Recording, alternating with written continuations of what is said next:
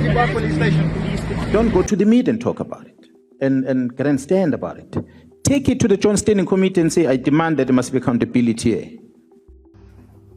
The weakest form of police commissioner this country has had in 30 years. The coward from KZN who ran away when the country needed him. I think you and Honorable Adams must have a moment. Now at the room, one of us will come out. No. Give us a room. One of us will come. This coward doesn't understand the law. But you know what Masimola did? He gave him a job that allows him to come after anyone that is going after the corrupt policeman. And that appointment couldn't have been approved. It's not regular. How does a general who's about to be suspended, how does he get allowed to make appointments to senior positions? But I'm looking forward to handing myself over. I'm looking forward to handing myself. You see, Mkwanazi forgets, I don't think he understands that this is a different type of animal. Honorable members, can I beg with the chairperson to please allow you this minute that I'm going to take from you, because I feel this one must talk about when Honorable Adams is here. Honorable members. We get shut down very quickly. Honorable Adams is here and is listening to this.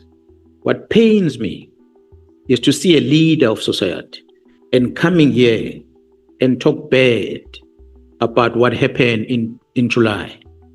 And I was there on the ground. I faced the fire. That X5 I talked about earlier that I had bought in Pretoria. I drove that car alone in the car because I was isolating because General Mfazi had died and people that were General Mfazi were with us in the operation. So I had to isolate. In that isolation, I had to go and see the operations. I got into my own car. I drove through Phoenix with my handgun, hoping that someone will attack me and I was going to fight with that handgun. If I die, I die. Because I wanted to see these attacks and these murders that were happening in Phoenix with my own eyes, with no escort. I drove that night. That's a sacrifice that I made. The riot starts and the riot ends, Mr. Adams. The ministers, they come down to KZN after the riots. After the riots, they visit KZN. Why do they visit? It's because their boss, which is the President of the Republic, is coming to visit the following day to assess the damage. So when ministers arrive late at the airport and they drive and they see what is happening around and we brief them, the following day the President lands. I'm the one who's doing the briefing. The following day the President lands. That time we're busy with the mop-up operation. We are cleaning now. The dust is settled. We are cleaning. The President arrives. I'm the one that takes the President around all these sites in KZN. In Durban. Me, this one. The President is satisfied and he hears the plan of how we're going to deal with this and investigation and so forth. He gets on the aeroplane, he flies out.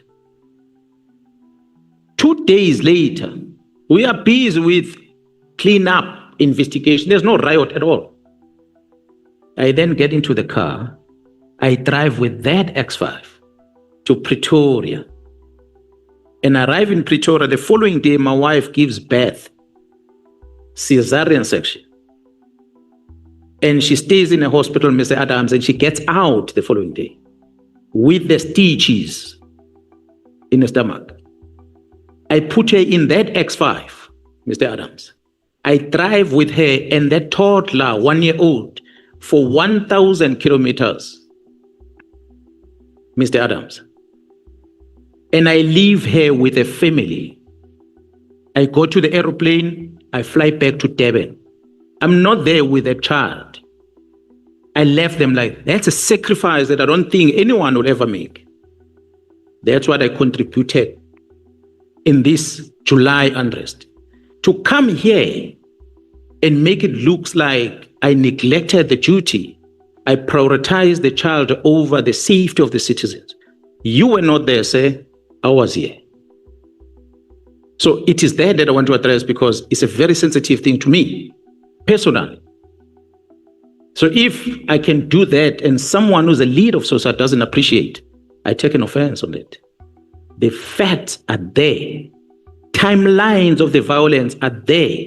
We are not in a business of thumb-sucking dates. We must say the riots happened on this date, ended on this day. This day what happened, and that day what happened, and that day what happened. So when I go, it's because there's no more violence. So for him to say, I neglect the job, it's the same with the former Speaker of this Parliament, who herself said that. She was sitting, Mr. Adams, she's the one who was sitting at Oyster Box, claiming to be running operation, a mop-up operation, sitting at Oyster Box. That's the Minister of Defense who was sitting there. So when I present these things, it sounded as if I'm arrogant before the Human Rights Commission, but I was giving the facts. Thank you, Lieutenant General. I think you and Honorable Adams must have a moment. Now at the room, one of us will come out. No. Give us a room, one of us will come.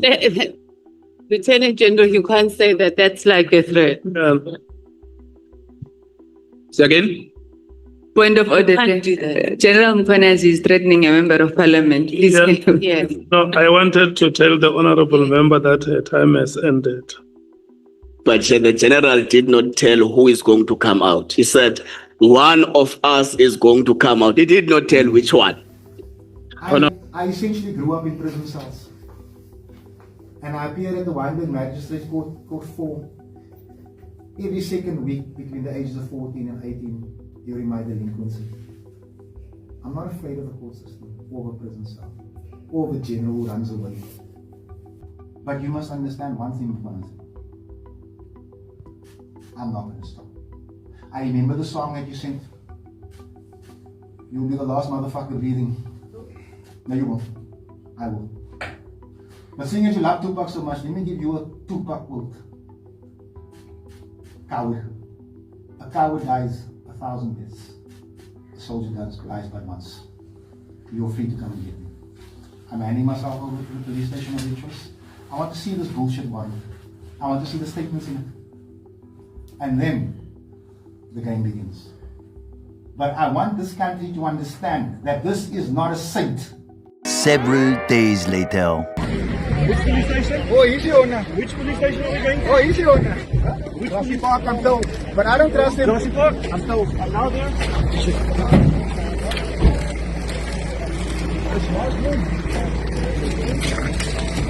Not here.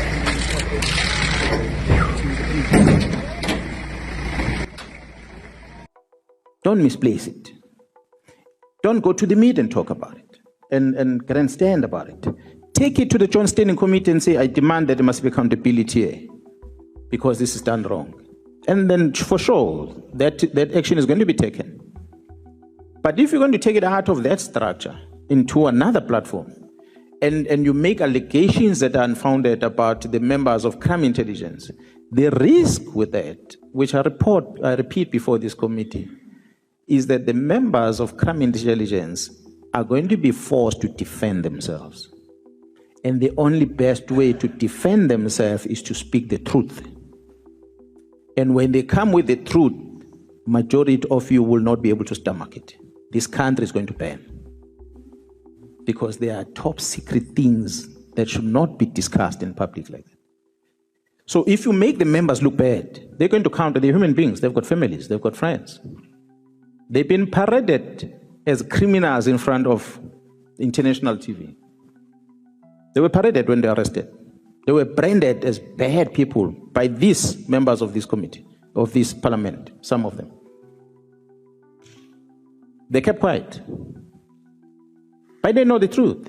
They have evidence, Honorable Chair, conventional or otherwise, that they have, which if they were to present it, it would be a press briefing that would be worse than what Mkhwanazi did. So I needed to prevent that by warning that let's not hold back and allow that the very same executive authorities, parliamentarians, participate in the wrong. Honorable Chair, if you were to ask me, I will say maybe we must close down crime intelligence, remove everyone that is there, and start afresh, if you will. Because I know names within crime intelligence that are bad. They were there in 2011. They are still there today. We have family members of the mdlulis of this world that are still controlling gadgets that are listening to all of you at crime intelligence. And that's what Kumal is trying to fix. What does he get in return? No, leave this thing alone. You are the bad one. And other members are comfortable because, not going to talk about benefits that comes with it. So Honorable Chair, members, you'll forgive me, but I feel that these things that we've put on this statement is just a tip of the iceberg. Go to the media tomorrow, Honorable Member, and say things again. I'm going to come with another evidence. That's my submission. Thank you.